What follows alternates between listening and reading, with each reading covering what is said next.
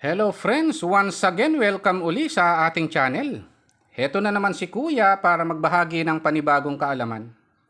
Ang pag-aaralan po natin sa bidyong ito ay ang tungkol dito sa spiral ties and circular ties length, no?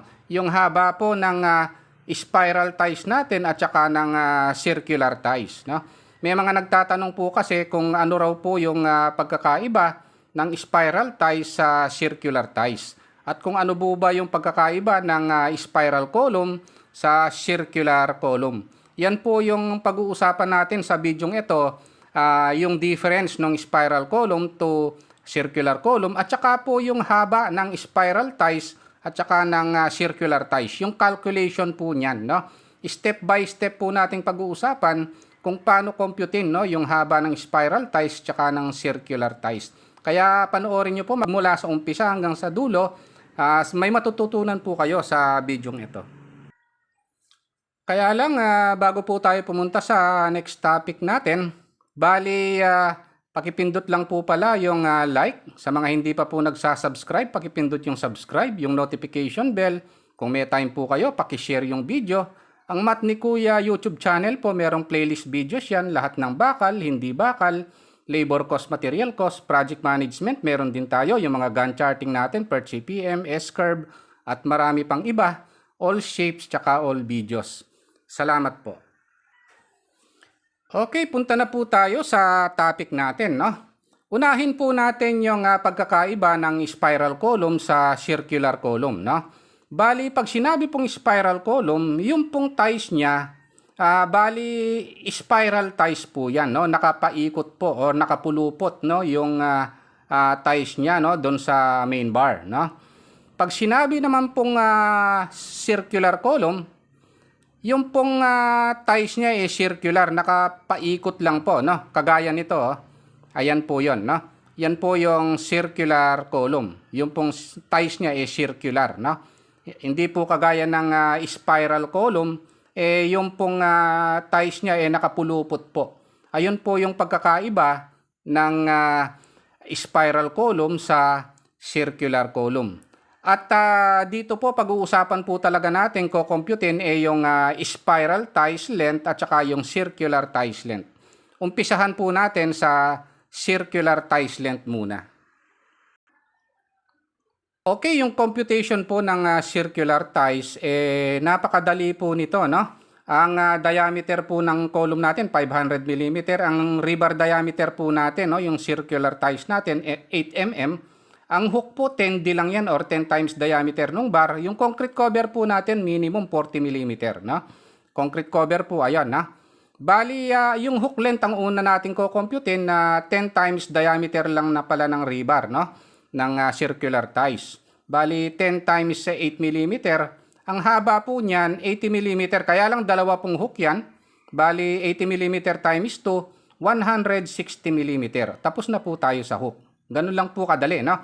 Kaya lang yung inside diameter po para makuha yung circumference niyan ng circular ties, 500 mm minus concrete cover na 40 mm minus concrete cover na 40 mm. Kabilaan po kasi may concrete cover yan, no? Half diameter po ng rebar diameter, 4 mm, 4 mm. Dito po, bali center to center po kasi ng bakal yan. Bali 412 mm po. Ito pong diameter na ito, no? Para makuha po natin yung circumference, no, ng circular ties, pi times inside diameter, no? Ang pi po 3.1416 yan times diameter na 412 mm. Ang circular ties sa circumference po natin, 1,294 mm. Ang haba po nun, no? Yung paikot na yan. Pag pinagsama po yung length ng dalawang hook tsaka circumference, ang circular ties length po natin, hook length plus circumference ng circular ties, 160 mm na hook plus 1,294 mm is equal to 1,454 mm. Or 1.454 meters po, no? Ayun po yung computation ng circular ties length natin. Napakadali po, no? Bali, kunin yung haba ng hook, ng dalawang hook, tapos yung haba ng pabilog na ito. Pag pinagsama po yan, ayun na po yung total length ng circular ties natin, no? 1,454 millimeter or 1.454 meters po. Punta naman po tayo sa spiral ties. Okay, dito po sa spiral ties, no? Madali rin pong compute nito, no? Ang diameter po ng column natin, 500 mm din ang gagamitin natin para madali na, no? Yung rebar diameter, 88 mm din, no? Yung concrete cover, 40 mm din yung minimum. Inside diameter, kailangan din po natin. Ito po, no? Bali, 500 mm minus dalawang concrete cover, no? Minus 40, minus 40. Dalawang kalahati ng bakal, minus 4 mm, minus 4 mm. Kasi center to center po ng bakal ng spiral ties ang basihan natin dyan, no? Ayan po. Yung pong inside diameter natin, bali 412 mm. Ayun po. Ito po yung ibig sabihin yan. Ito po yung nakikita natin ito, no? Yung diameter po niyan, center to center po ng bakal, no? 412 mm. Para makuha po yung circumference niyan, no? O yung haba po niyan ng isang yan, bali is equal to pi times inside diameter, no? Bali 3.1416 times 412 mm. Bali ang haba po niyan, bali 1,294 mm or 1.294 meter. Ayun po, no? Ito pa lang pong isang yan, ha? Ang nako-compute natin.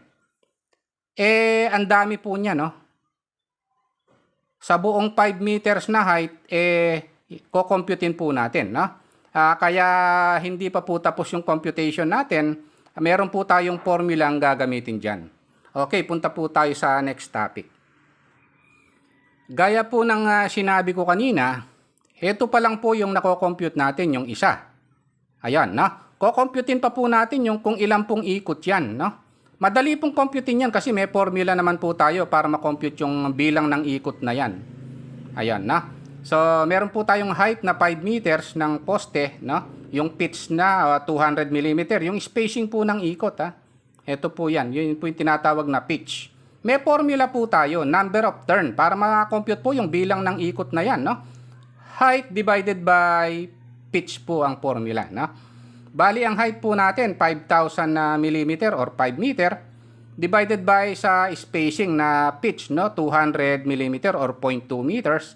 Bali, 5,000 divided by 200, 25 turn po. Ibig sabihin, 25 pong ikot yan. Ayun, no? Sa buong height na 5 meters. Ayun po. Ngayon, kailangan po natin yung circular tie circumference. Yung pong ikot na ito, no? Kung gaano po kahaba, 1,294 mm po yan, no? Or 1.294 meters. Para makompute po yung haba niyan, ang susunod na topic natin. Bali, meron po tayong formula. Length of spiral bar is equal to n. Ang n pong yan ay yung number ng turn yan. Times square root of c square plus p square. Pag sinabi pong c square, circumference square po yan, no?